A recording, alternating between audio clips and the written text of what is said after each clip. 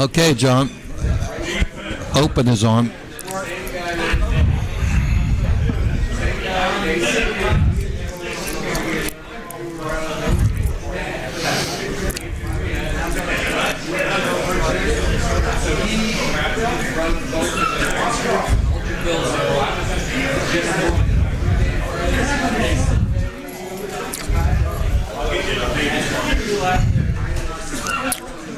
And welcome, everybody. Welcome live here for Hawk Talk. Jack Benedict here, along with Coach Paul Tortorella.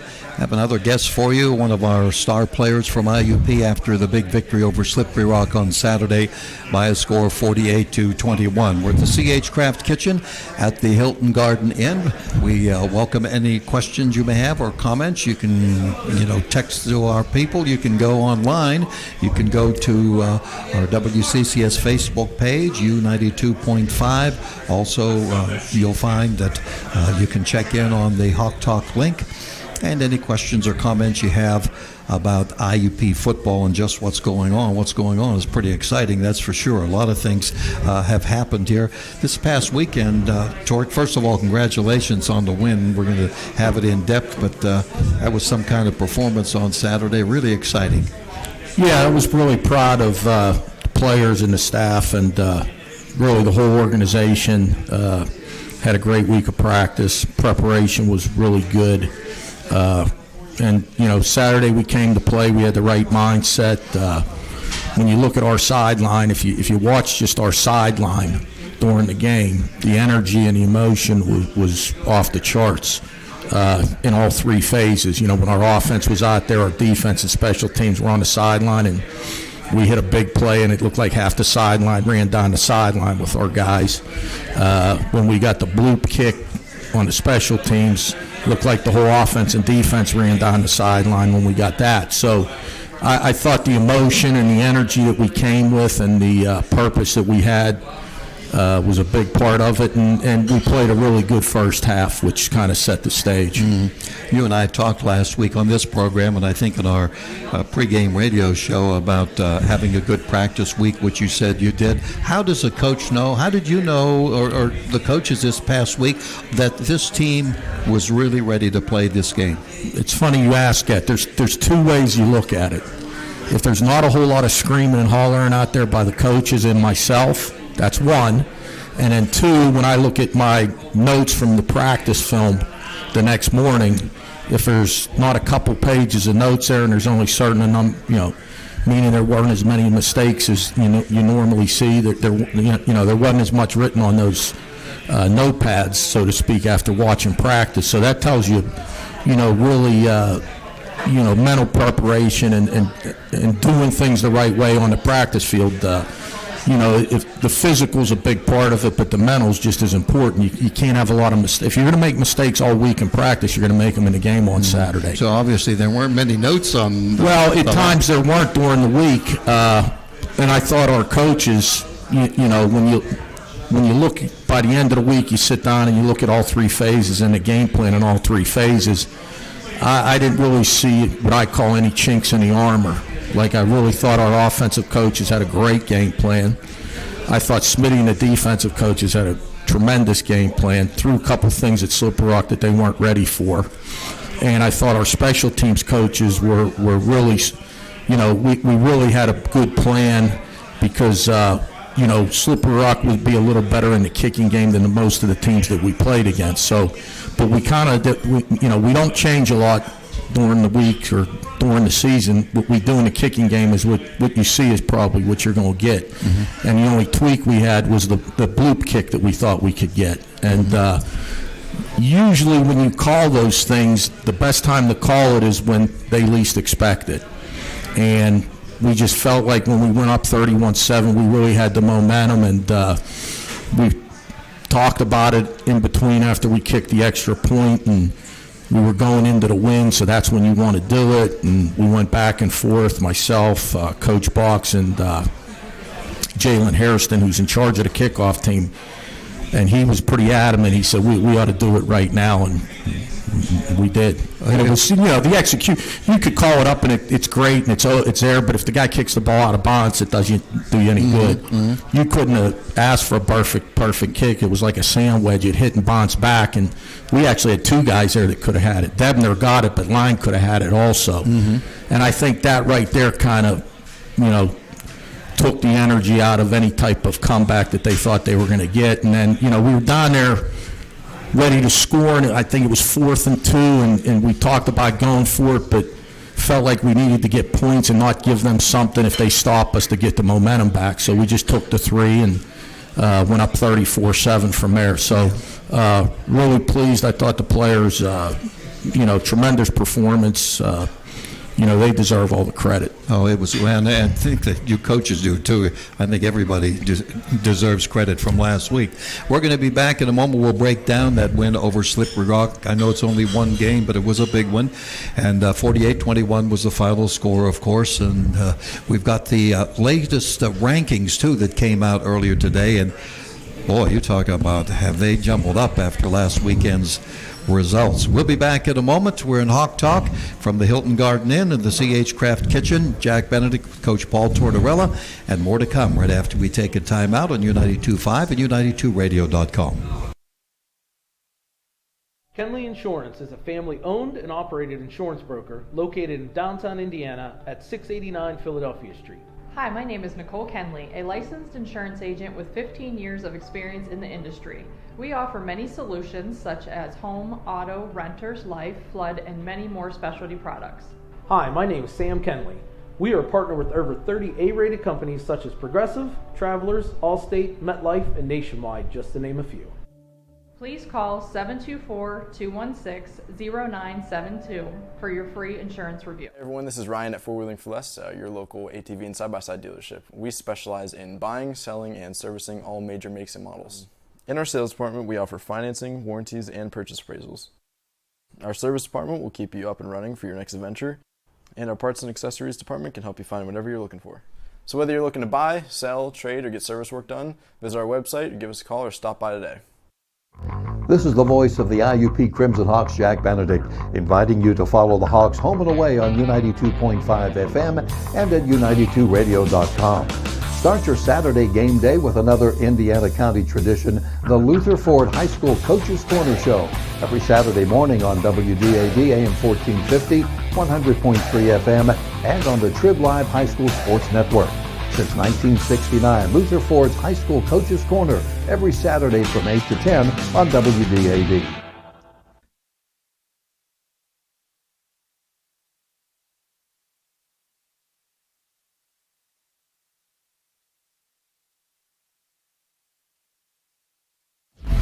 I'm with the voice of the IUP Crimson Hawks, Jack Benedict. And Jack, finally, you will be back in the booth broadcasting the Hawks. How good does that feel? Oh, Mark, I'll tell you what, I can't wait.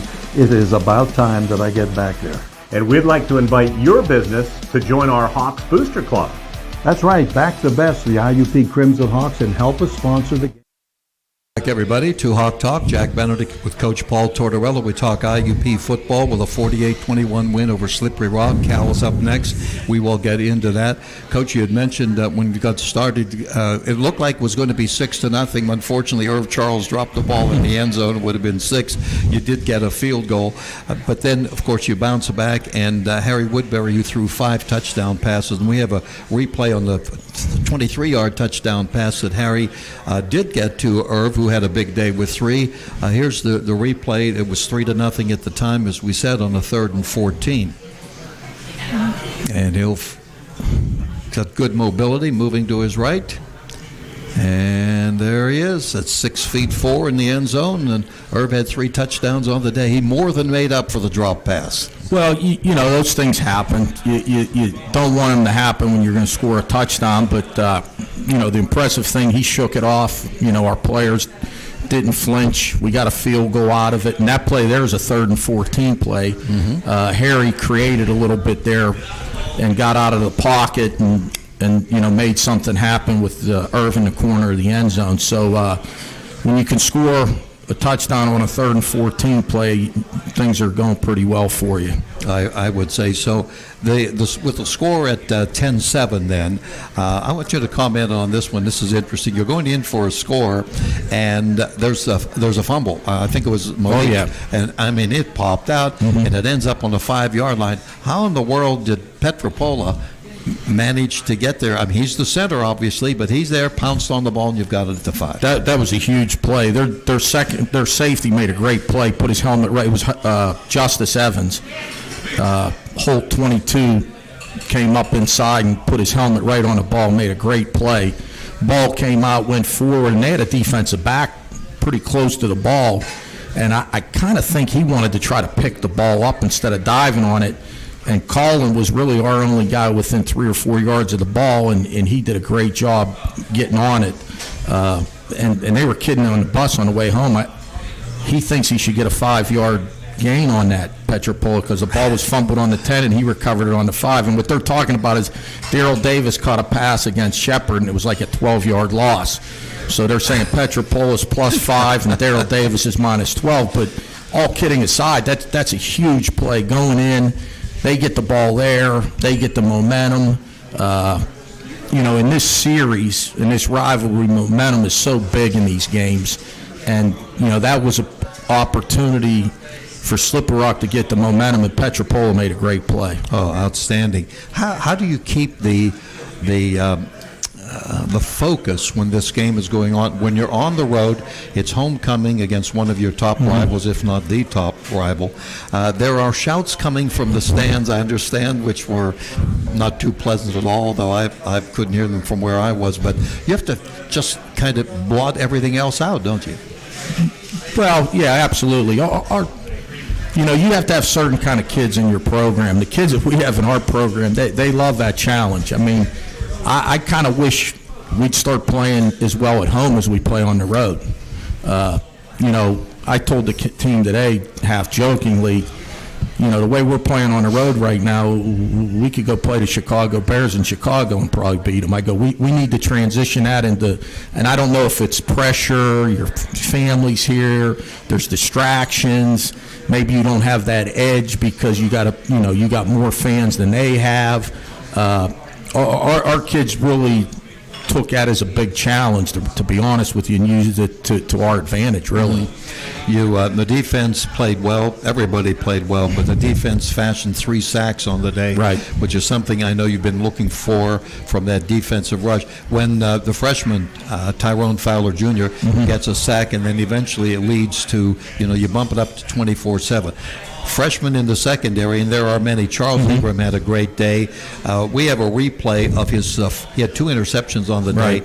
Ingram's first interception on the day, and here we go.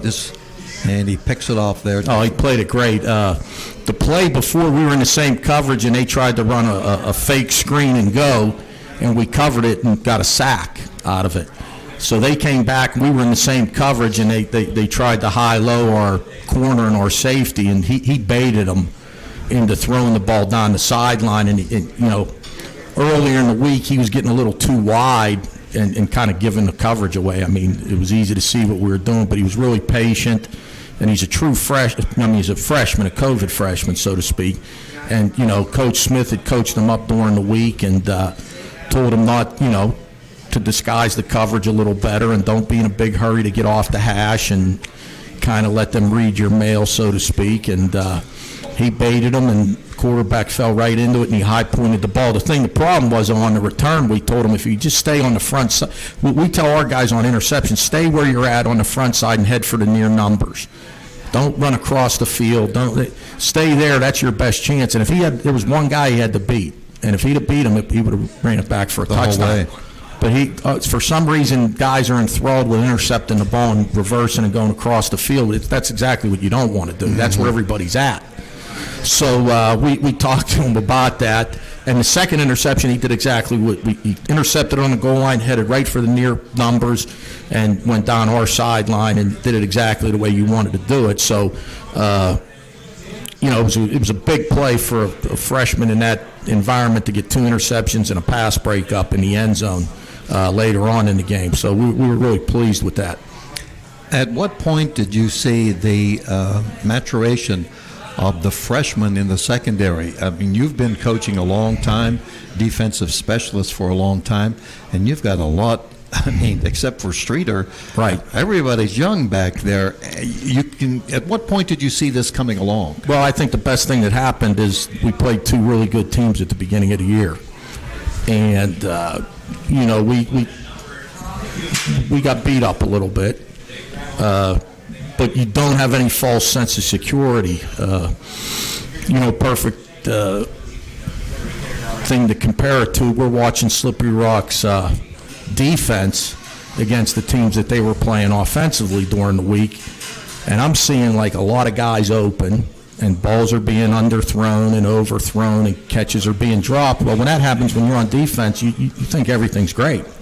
You're only giving up 10 points a game, but if they make that throw, if they make that catch, you're giving up a lot more points than you think you're supposed to give up. Whereas in our first two games, if we made a mistake, Kutztown and Shepherd make you pay. They don't miss throws. The guys are open. If you leave a guy open, so our guys got thrown into the fire the first two games where you have no room for error. And when you make an error, you're going to get baptized, so to speak. Mm-hmm. So I think that kind of got them kind of going where, hey, we got to play things.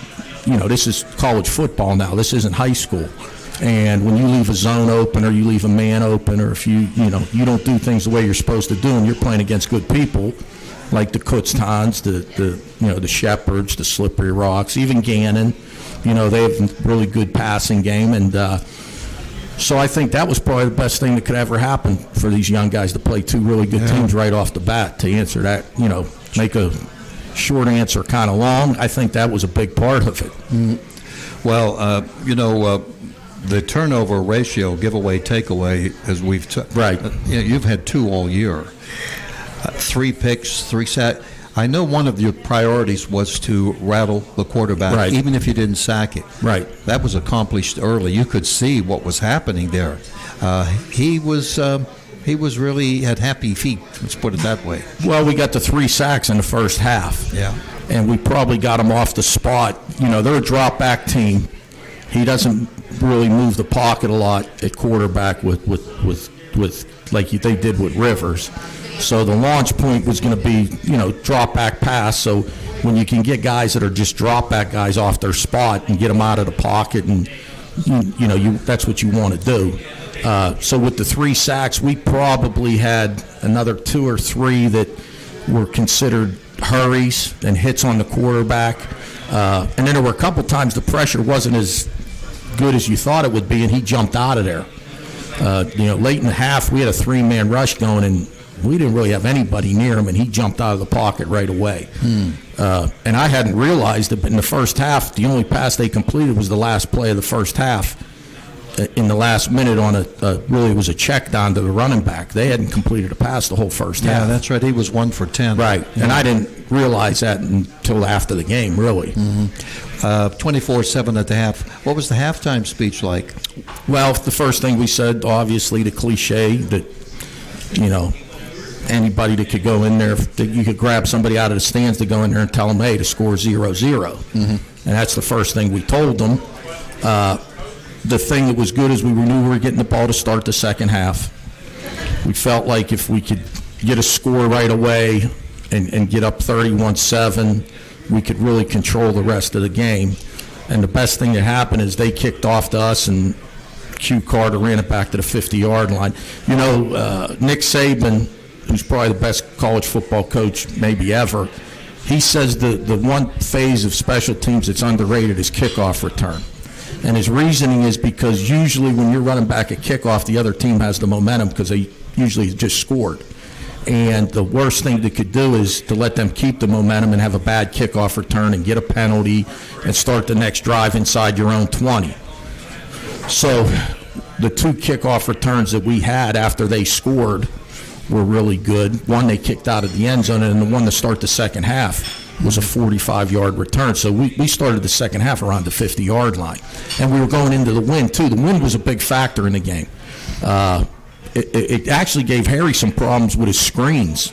His bubbles and his nows throwing outside. The wind was a major factor, both going into it and away from it. So we knew in the third quarter Slippery Rock was going to kick off and take the wind. If we could just weather the storm in the third quarter and keep our lead, then with the wind in the fourth quarter, we felt like we could put the game away. Well, we had a really good third quarter, and we were going into the wind. Right. And two of those drives that we had were on two big kickoff returns by Carter. Yeah, and he's going to be with us. Q Carter will be with us here in about 15 minutes or so. You mentioned that point, and that's what I had in my notes next. We're going to take a look at the return by Carter, which set you up to the 50-yard line, and then the ensuing touchdown after that. Now here we go with... this is after their first score, after we turned it over, which we were in our first sudden change of the year, really. The turnover was on our own 10-yard line, and right there, he does a lot. We had two really good blocks by Lang and, who was the other guy? Somebody else had a really good block on that return, and then he broke a couple tackles. He's a dynamite kickoff returner, and, we're glad we have him. Well, he's number 5 right now in the conference, but number 1 in total yardage, breaking a quasi-Owusu Ansah's record. And as you stated before we went on the air, he's only a junior. Right. The other thing is, mentioning about going into the wind, when you bumped it up to 31-7, Harry hits Dwayne Brown with this 40. Right. Now, he had to wait for the ball just a little bit. Yeah, the wind knocked it down a little bit because he had the guy beat pretty bad. That was, but we have that on replay, too. This is... Harry Woodbury with his 45-yarder to Dwayne Brown against the wind. It's 24-7 at the time. He's got great protection. But he's on top of the corner there, and then the safety took a bad angle, and they actually knocked each other off. But he was he was 2 or 3 yards on top of the corner.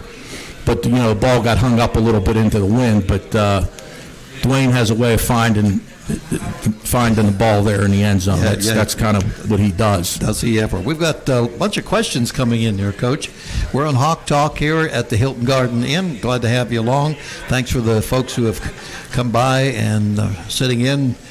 All right. Will the tight ends continue to get more receiving opportunities? That's the first of a two-parter here. Well, you like to heavily involve, especially Grant. Inside, we've got 2 dynamic outside receivers, and then we got Carter inside. And, when you match the tight end, Grant was open a bunch on Saturday down the weak side hash, and we hit him twice, and then we hit him with a screen. But there were probably 2 or 3 other plays where we actually had him open down the weak side seam. So when you've got 2 really good outside receivers, that they try to take away, roll up, play. They were running a weak roll coverage into the boundary, trying to roll up to Irvin. And, it opened some things up for Grant down the seam. And we hit him twice, but he was open a couple other times. But, yeah, and then we put the tight end screen in for him, and we got a good play out of that also. So I think the thing that Harry does a really good job with is, Dwayne and Irvin are scoring a lot of the touchdowns, but, he's making a lot of third down conversions, throwing the ball to Carter, throwing the ball to Grant Smith, throwing the ball to the running backs, and kind of spreading the field, with, spreading it out. So you can't, it's hard to double cover 2 guys in Irvin and Dwayne. And, if you double cover one of them, it singles up everybody else. So, yeah, we'd like to get the tight end more involved. I guess part 2 of this one, number 11, will he be back? Malachi Newell did not play on Saturday. We're hoping he'll be back this weekend.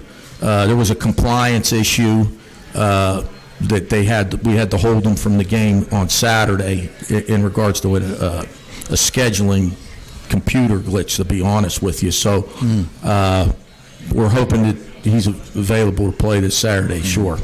Toward another question here about how do you sell a player on taking a redshirt season? You have, a lot of people in there. Some players like to do that. Others, they just want to keep moving on. How do you do that? Well, if a guy's not going to really be a factor, like if a guy's going to be on one special team, you shouldn't burn a guy's red shirt. that's what he's going to do. If he's going to play on both, either offensively or defensively, and he's in the 2 deep, and he's going to play at least 30% of the snaps, we usually make that decision early in the year. Like for us right now, there would have to be major disasters at certain positions, injury-wise, to even think about playing a player that hasn't played yet this year. Mm-hmm. So the timing, the depth chart, those different things play a big factor in it. And like right now, I could not imagine us playing a guy that hasn't played yet this year. So the guys that haven't played are probably going to redshirt. Mm-hmm. I'm going to get this one in before we take our next break. And you answered part of this about being a good road team. And the next 2 games, of course, California and then Edinburgh, both home. But given the hostile environment at the Rock, are you happy to return to Miller Stadium? Well, we are. Don't get me wrong. Yeah. And it's just been our fans and our stadium and our crowd has had nothing to do with us not playing as well as we do on the road, because we had a great turnout up at Slippery Rock. I mean, our fans were loud, and they came out, and so they helped us tremendously on Saturday. I just think it's I don't know, maybe it's a security blanket. You're at home. Maybe you don't feel like you have to play as well. I really don't have that answer. We talked with the players today about it, and we'll continue to talk about it this week. I don't know if it's a mental thing, and the other thing is the other teams that come into Miller Stadium usually come in here and give you their best shot, so that plays a part in it too, who you're playing. We played 2 really good teams at home in the first 2 games, Kutztown and Shepherd. And then, Gannon's a team that's probably one of the better teams that's not in the top 3. I think especially offensively, they can cause some problems for people. So we've played, and then with Cal coming in, our first 4 home games are against probably 4 of the better teams in the Pennsylvania Conference. Well, not only the conference, but as I'd mentioned, I alluded to a little bit earlier, the Division II rankings came out today. IUP is back in the top 25 at number 23. Slippery Rock dropped, of course, to number 17. I'm a little surprised here. Cal is undefeated, 6-0. Great defense. Did not play last week with the COVID with Claring. They're number 5 in the country right now. That's good. And it is good. Yeah, it's good for everybody. It makes it the number 1 team, West Florida, number 2, Northwest Missouri State. They lost 7 of the top 25. I don't recall, it's been a long time since that many teams in the top 25 on the same weekend got ousted. Well, it's hard to explain. Well, and those, when you look at the teams that did lose in the top 10, they were playing really good teams. Those teams just weren't in the top 10. I mean, you look at West Florida got beat by West Georgia. I think they were ranked 10th in the country. Ferris almost lost the Grand Valley. There were a lot of good matchups. Slippery Rock, I believe, was 6th. Obviously we played them. Northwest theirs was kind of a pretty good, pretty big upset, I think, their game against Washburn. Yeah. Which I was reading yesterday about online. But, a lot of those top teams, at this time of year are starting to play teams that are pretty good, too. Slippery Rock, like I said, was 6 last week. Now we're going to play Cal this week. They're 5. I think when we played Shepherd, they were 12. And when we played Kutztown, they were 15th or 16th in the country. So, playing Cal this week, we've played 4 teams in the top 15 when we played them. So you've got to bring your A game, and if you play well, you have a chance to win. If you don't, you're not going to win. And both Shepherd and Kutztown are in the top, still remain in the top 25. All right, we're going to be back with more Hawk Talk here at the C.H. Craft Kitchen at Hilton Garden Inn. We're glad to have you along. We've got some other questions for the coach. We're going to have star performer in Q Carter come along. He does a little bit of everything. He set a record this past Saturday with IUP's big win. So we'll return in just a moment on U92.5 and U92Radio.com. Hi, this is Zach, and welcome to Gingerbread Man Running Company, proudly located in the heart of Indiana on Philadelphia Street since 2009. We offer the top models from the best brands of running and walking shoes. Stop in today for your free gait analysis from our expertly trained staff. We are happy to help solve any foot or shoe issue you may have. Please visit our website for more information. Gingerbread Man Running. Catch us if you can. The Co-op store has the largest selection of IUP gifts and apparel.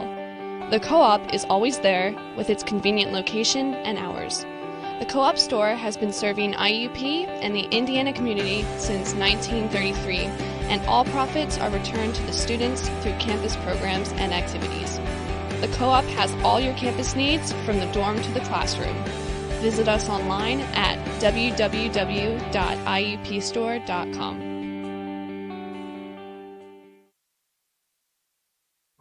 This is the voice of the IUP Crimson Hawks, Jack Benedict, inviting you to follow the Hawks home and away on U92.5 FM and at U92radio.com.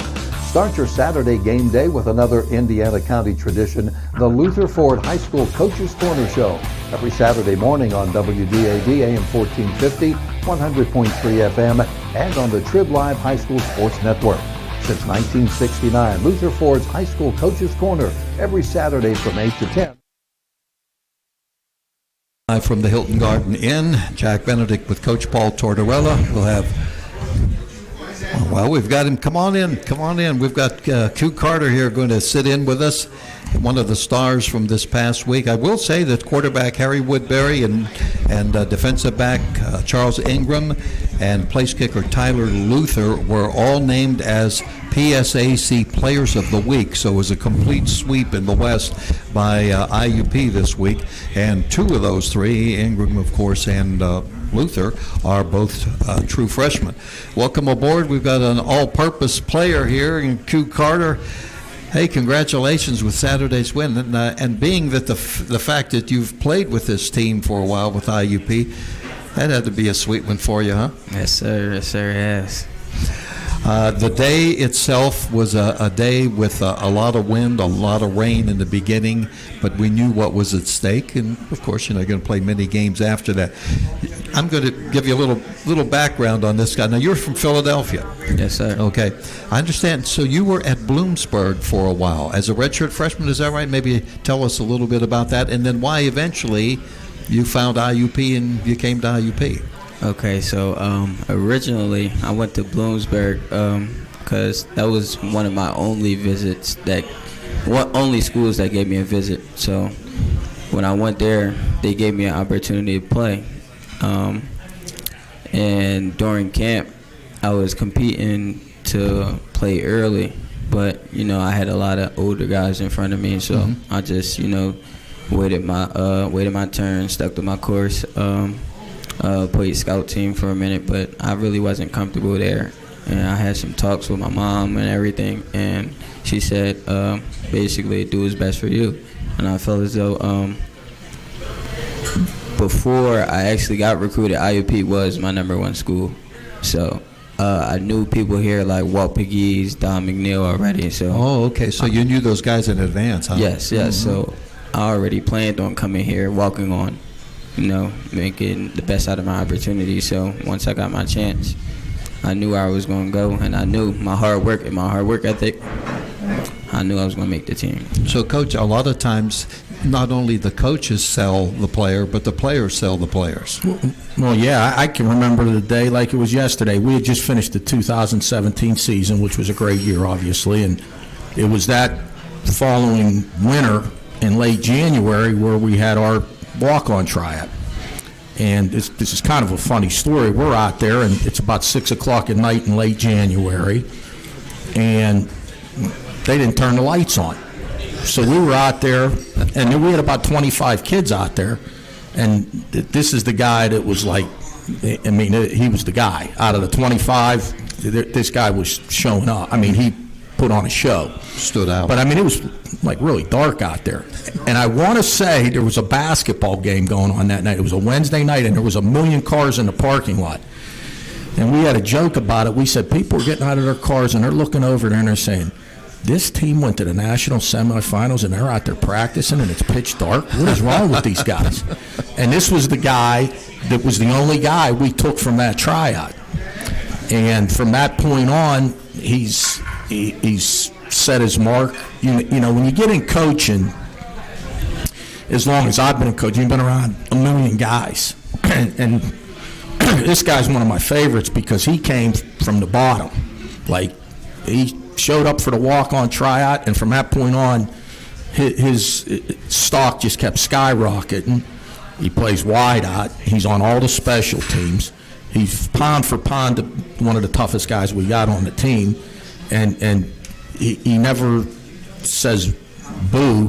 You know, you could ask him to line up and play offensive guard on the goal line, and the guy would probably end up and do it for you. So, you know, he's one of the guys that, you know, I know you're not supposed to have favorites and all that, but the kids kind of know we got a little special deal going. And when he scored the last touchdown, he's one of the guys that puts the nail in the coffin. He did it at Shippensburg 2 years ago. He scored the last touchdown late in the game, and then he did it again Saturday against Cal.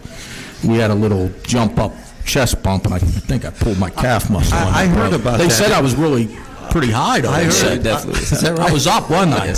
I heard about that in the booth, way up in the booth. Well, just for you fans that didn't know, Q on Saturday, he had 2 returns for 83 yards. It was 45-yarder, brought it up to the 50-yard line. 4 receptions, 32 yards, and a touchdown. I've got to admit, I did not see the complete touchdown. I want you to describe that play for me, but so Harry's going back to pass, and he's getting pressure. Normally, I'm going to watch the flight or watch the player where the ball's going to go. And I saw that he was just about to get hit, and I thought, I hope he doesn't get hurt. Hope it's not roughing the passer. All of a sudden, I look up, and you had just completed the catch and into the. But describe it from your end, what you saw before you made the touchdown. Okay, so as we were lining up, I saw cover 2, and I know all day in cover 2.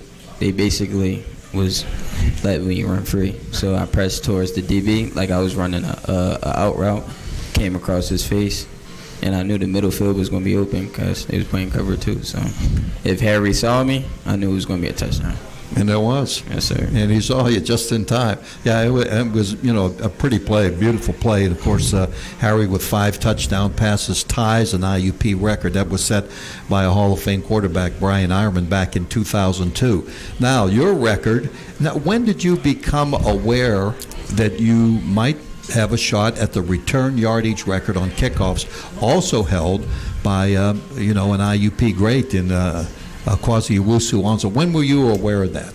So, actually, I had no clue until after, the 2019 season. I was only 160 yards away, I believe. And I was like, I had to look back at my freshman year, and I had 806 kick return yards alone. And I was like, whoa, that's like 1,000 yards just off of kick return. Mm-hmm. I was like, I probably could get this in one game. So I kept my head straight. I was like, I'm not really worried about the record. I just want to put my offense in the best position possible to score. So. Well, you had a lot of time you're only a junior. Yes, sir. You have another year. Yes, sir. They were playing Cal this week. You remember your touchdown, your return, 95-yard kickoff return against Cal? Remember it like it was yesterday. Okay, describe it for me. So, it was a previous kickoff return. Me and my friend DeJuan Walls, I was like, bro, the middle is open. I don't need you to do nothing else. Just run straight and get the kicker. Once that happens, I'm going to the house. Sure enough, they kicked it to me. All I did was run straight. He chipped the kicker and was going from there. You were gone. Yeah. You know, I've got to bring this up. You may have been asked this question before. So you have a preseason All-American in Dwayne Brown at wide receiver. You have a Division I transfer in Penn State in Irv Charles, who hadn't played for a couple years, but fortunately for all of us, hung around. And then you have yourself. So have you ever thought of being the forgotten man? But those of us who watch this team all the time know better. Mm-hmm. But you just feel you fit right in. Yes, sir. I make the best of all of my opportunities. Dwayne Brown and Irv Charles as teammates, couldn't ask for nothing better on the outside. And I know when the time comes, the ball is going to come to me, as we saw this Saturday. Well, I think it's great, Coach. Obviously, they're looking at them, and maybe they overlook number 5 here, which is a big mistake to begin with.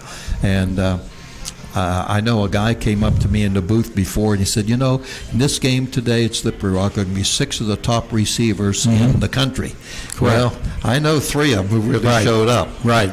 And the thing that if you don't have an inside receiver paired up with Dwayne and Irvin, they can roll coverages to him. They can roll up to both sides. And like Q was saying, that's what 2 deep does for you.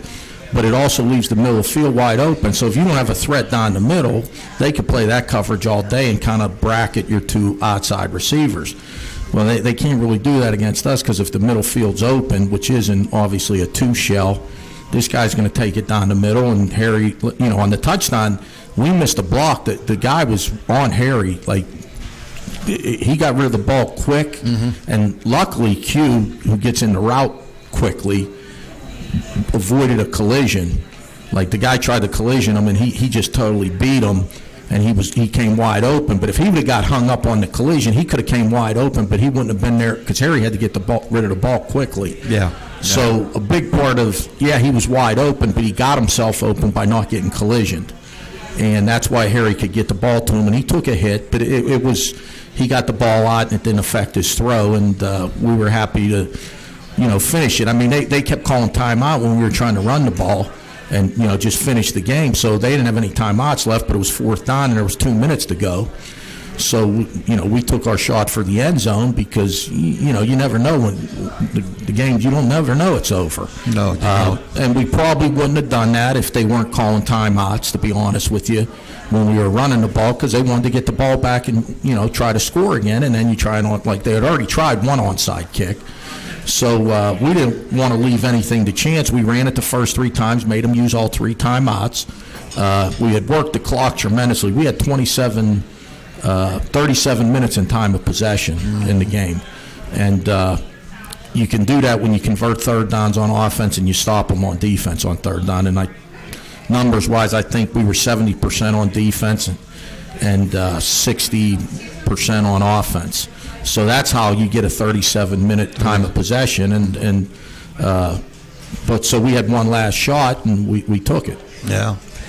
Q, let me ask you one more question. Wide receiver, kick returner, special teams. Any favorite of any of those?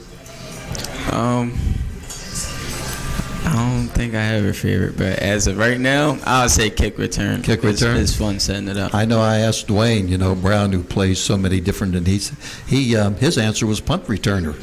So, I think a lost art, especially in the professional ranks, not to call it, is the kickoff return. Yeah, because they kick the ball at the end zone half the time. Yeah. Right. But it's exciting. You've made it exciting for all of us. So keep it going. Congratulations on the win Saturday, and this Cal matchup, they got a pretty good defense. So I guess we got to go out and play some ball, right? Yes, sir. Yeah, should be exciting, huh?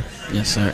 You have any family coming in or anything? I'm not sure. I have to speak with them. Well, they'll catch us somewhere along the way. They'll be watching. Somebody's always watching. Yes, sir. Yeah. Hey, thanks for joining us. No problem. I appreciate it. You bet. Q Carter, glad to have him with us. Tremendous player, and he'll be performing with the other members of the Crimson Hawks Saturday. It's a 2 o'clock kickoff with California. We'll be on the air at 1:30. We'll be back with the coach. We have some more questions or anything else that may come along. We call it Hawk Talk, and we'll be back on U92.5 at U92radio.com. Kenley Insurance is a family-owned and operated insurance broker located in downtown Indiana at 689 Philadelphia Street. Hi, my name is Nicole Kenley, a licensed insurance agent with 15 years of experience in the industry. We offer many solutions such as home, auto, renters, life, flood, and many more specialty products. Hi, my name is Sam Kenley.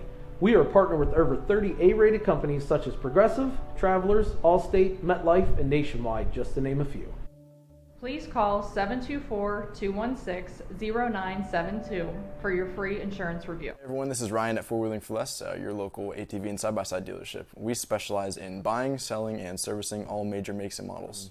In our sales department, we offer financing, warranties, and purchase appraisals. Our service department will keep you up and running for your next adventure, and our parts and accessories department can help you find whatever you're looking for. So whether you're looking to buy, sell, trade, or get service work done, visit our website, give us a call, or stop by today. Hi, this is Zach, and welcome to Gingerbread Man Running Company, Proudly located in the heart of Indiana on Philadelphia Street since 2009, we offer the top models from the best brands of running and walking shoes. Stop in today for your free gait analysis from our expertly trained staff. We are happy to help solve any foot or shoe issue you may have. Please visit our website for more information. Gingerbread Man Running. Catch us if you can. This is the voice of the IUP Crimson Hawks, Jack Benedict, inviting you to follow the Hawks home and away on to you live from C.H. Craft Kitchen at the Hilton Garden Inn in Indiana. Jack Benedict here with Coach Paul Tortorella. There's another question for you, Coach. 5-1 after 6 games. What areas of the game in the 3 phases are you happy with, and what do you see? What area do you see for room for improvement or growth? Well, I think after every game you evaluate where you're at in all 3 phases, and then I think who you're playing in the next week plays a role in where you think you need to improve at. California's, I don't know this for a fact, but I got to believe they're the number 1 defense in the country. They're only giving up 7 points a game. So right off the bat, when you see that, you better be able to run the ball, you better be able to protect the quarterback, and you better be able to convert third downs. Being a defensive coach most of my life, watching California's defense, they're very impressive, very well coached. They play hard. They're very physical, aggressive. They blitz a lot. They know their scheme. They get after you and they shut people down. Now that 7 points is legit. They're not giving up many points or yards. Mm-hmm. So I think offensively we got to continue to keep doing what we're doing and not. I got to believe turnover ratio wise we got to be one of the best teams in the country in regards to the turnover ratio. We got to continue that, and then defensively we're playing a team that's got a really good quarterback. Mitchell's probably as good as any quarterback in our side of the conference. And he can light you up much like Badgett can if you don't cover guys and if you give them too much time to throw the ball. And they've got 2 really dynamic big receivers on the outside, kind of like we do with Hill and I believe the other number 9, I believe his last name's Jones. One guy's 6'1", the other guy's 6'3". Really good players. So we better be able to get pressure on the quarterback and be able to cover guys and play good pass defense. And then the thing you got to watch with Cal, and we've played them every year obviously, and in the pass is if you tilt too much to the pass, they'll hurt you with their run game also. So those are all kind of things we have to work on anyway, no matter who we're playing, but especially this week because of the type of offense and defense we're playing against. Mm-hmm. A couple of things I have here from last week. I'm looking on the field and I see number 91. Right. And I'm thinking, let me think, there's no 91 that I'm aware of. We threw you a curveball. We didn't want to. You did. We didn't want to really, we kind of wanted to surprise. It was a little bit of a surprise because we were going to play DeJua at tight end. And we did when he was, he's number 66, and obviously he's ineligible. I mean, the Tampa Bay Buccaneers did it all last year with the guy that's playing for the Steelers now. He's a tackle. They played him at tight end, and obviously, in the pros, you can tell him I'm an eligible receiver, and he could go out for a pass. In college, if you don't have an eligible number, you can't go out for a pass. So we flipped him into 91 a couple series to be able to have him eligible if we wanted to throw him the ball. So, and then once the first time they announce it on the loudspeaker, the other team knows what's going on. But it was good that we didn't, do that and give them a heads up to it. They had to adjust to it during the game, but it really didn't have a factor at all in the game. He did a good job blocking as a tight end, and we never released him anyway. So it was just a thing we thought that they have 2 really good defensive ends, Slippery Rock, Kuhn and DBN.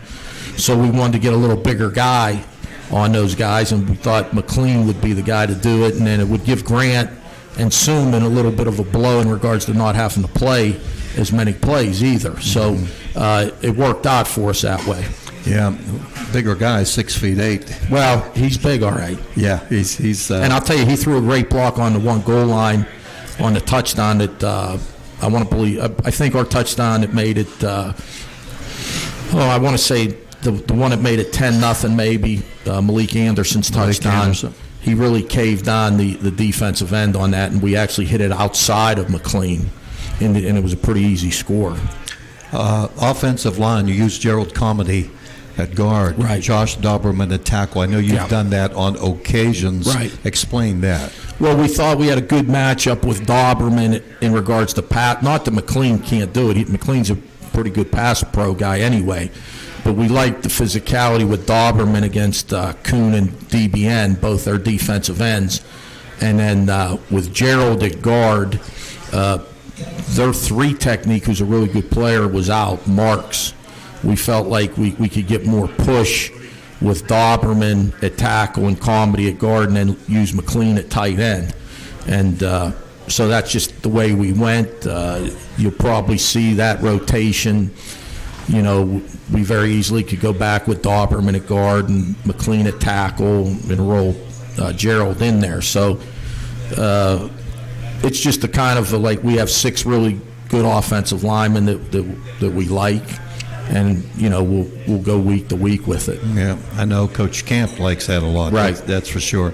I wanted to ask you about a couple of other players. We had touched upon Malachi Newell, but Adam Hauser and DeJour Stewart did not play. They didn't, you know, Adam struggled in pregame warm-up. Those high ankles, I know we talk about it every week. It's just like one day he feels great, and then he starts working, and it's just he did not have a good pregame warm-up.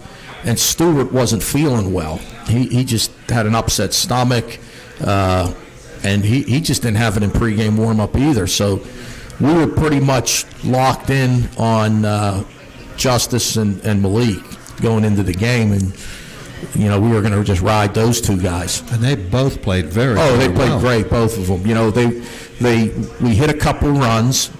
They got us some positive runs.